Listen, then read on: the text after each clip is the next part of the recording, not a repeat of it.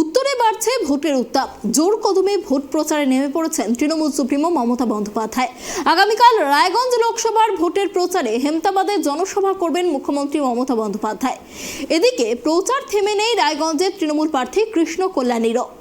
এদিন সকালে কর্ণজোড়া মোটর কালীবাড়িতে পুজো দিয়ে প্রচার শুরু করেন তৃণমূল প্রার্থী।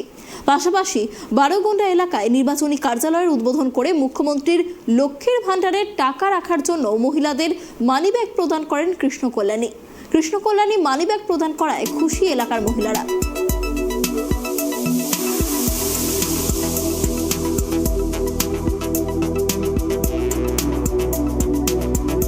লোকসভার প্রার্থী কৃষ্ণ কল্যাণী আসছিল আপনাদের এলাকায়। একটা করে মানিব্যাগ দিল। কিসের মানিব্যাগ?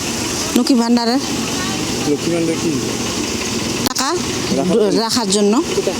কেমন লাগছে? ভালো লাগছে, আমাদের ভালো হচ্ছে। লক্ষ্মী ভান্ডারের টাকা দিচ্ছে, আমাদের একটু সুবিধা হচ্ছে, আমরা একটু ভালো হচ্ছে, আমাদের সংসারে কিছু আমাদের মানে খরচা করার জন্য একটু ভালো হচ্ছে। ওষুধ পাতি খাচ্ছি, উপকার হচ্ছে আমাদের। এই মানিব্যাগ যে দিল আরো খুশি। হ্যাঁ, মানিব্যাগ দিচ্ছে, আরো খুশি হয়েছি। কালকে আমাদের প্রস্তুতি খুব ভালোভাবে রয়েছে। কালকে মুখ্যমন্ত্রী আসছেন। সারা রায়গঞ্জ, হেমতাবাদ, কালিয়াগঞ্জ, করণদিঘি সব জায়গায় ব্যাপক সাড়া পড়েছে। ওখান থেকে প্রচুর মানুষ কালকে মুখ্যমন্ত্রীর সবাই আসবেন, মুখ্যমন্ত্রীর বার্তা শুনতে। হ্যাঁ, লোকে উৎসাহিত আছে। যত গাড়ি লোককে ডিমান্ড করছে তত গাড়ি দিতে পারছি না। এত লোক হবে যে ভাবে নেন তাদেরকে জায়গা দেওয়া মুশকিল হয়ে যাচ্ছে, যে হিসাবে মানুষের উৎসাহ রয়েছে।